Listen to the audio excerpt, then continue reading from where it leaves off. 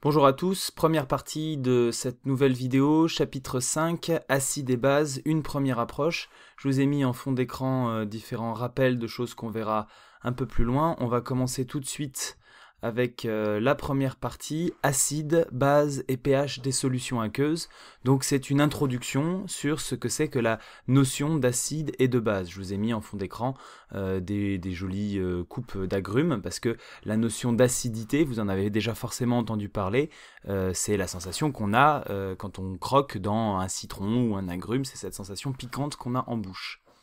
Alors, un petit point sur l'histoire des acides et des bases, c'est des choses qui sont utilisées depuis très longtemps par les hommes. Si on commence par ce qu'on appelle les bases c'est toute une catégorie de produits chimiques qui peut être d'origine naturelle ou bien minérale et qui pendant longtemps n'a pas été très bien comprise d'un point de vue chimique. On pouvait retrouver par exemple des cendres de bois ou de certaines algues ou de certaines plantes spéciales ont été très longtemps utilisées comme source de ces produits chimiques, ou bien des minerais. Donc ce qu'on a là, c'est ce qu'on appelle du natron. Alors les hommes avaient remarqué depuis de longue date que quand on prenait ces poudres, quand on prenait ces roches, qu'on les broyait, qu'on les mélangeait à de l'eau, on allait pouvoir faire un certain nombre de réactions avec d'autres matériaux. Et c'était par exemple utilisé dans beaucoup d'applications comme pour faire du mortier. Donc le mortier, c'est cet enduit qui est entre deux pierres dans les constructions antiques, ou encore faire du savon. Donc le fameux savon de Marseille, ou ici c'est du savon d'Alep, c'est rien d'autre que de la graisse qu'on a fait bouillir avec une base, donc soit du natron, soit de la cendre. Et donc voilà, on utilisait ces bases-là de manière très ancienne, sans forcément bien comprendre de quoi il s'agissait. Ensuite, pour ce qui est des acides, vous connaissez tous la sensation piquante qu'on a sur la langue, par exemple quand on mange du citron.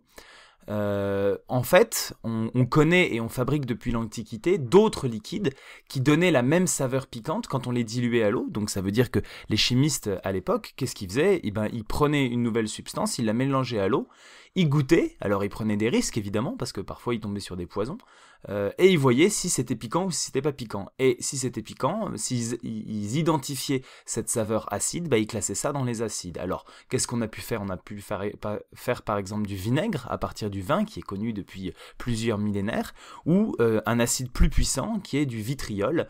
Alors ça, vous avez une image d'un montage qu'on utilisait pour fabriquer du vitriol en faisant bouillir et en distillant différents minerais de fer qui naturellement donnaient des liquides acides.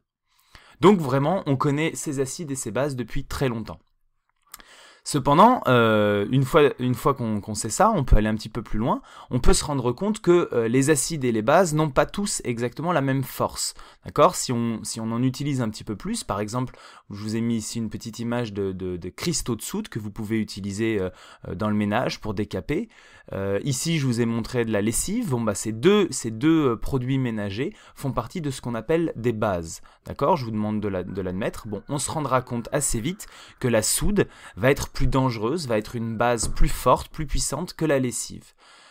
Pareil, si on prend, ici je vous ai mis une photo d'acide chlorhydrique, ça c'est une bouteille qui sert, c'est un liquide qui peut servir à détartrer par exemple les toilettes ou d'autres choses. Cet acide, si on le compare avec du vinaigre blanc, le vinaigre qu'on obtient naturellement en faisant vieillir du vin, on se rend bien compte que cet acide va être plus fort, va être plus agressif que le vinaigre. Et donc on en conclut que l'acide chlorhydrique est un acide plus fort que le vinaigre. Donc vous voyez, on a été plus loin que faire ces deux familles. On commence à se dire qu'on pourrait organiser les différents produits chimiques dans ces deux familles, acides et bases.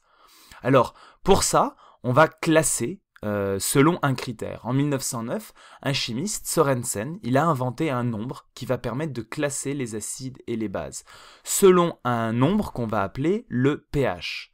Alors, le pH, qu'est-ce que c'est ? C'est simplement un nombre qui va de 0 à 14. Et on va définir simplement une échelle qui est graduée de 0 à 14 et dans laquelle on va faire apparaître les différents liquides. On va mettre sur une échelle avec au milieu 7, on va dire que tout ce qui a un pH inférieur à 7, ça va être les acides. Et que tout ce qui a un pH supérieur à 7, ça va être les bases. Donc ici, sur cette échelle que je viens de vous faire réapparaître, vous voyez que je suis bien gradué de 0 à 14 et que je vais avoir à droite les bases et à gauche les acides. Au centre, ici, je vais avoir les liquides qui sont les plus proches du pH de l'eau, c'est ce qu'on appelle les solutions neutres. Et puis, je vais pouvoir classer la force des solutions basiques et des solutions acides. Plus je vais être proche de 0, plus je vais avoir des solutions fortement acides, et plus je vais être proche de 14, plus je vais avoir des solutions fortement basiques.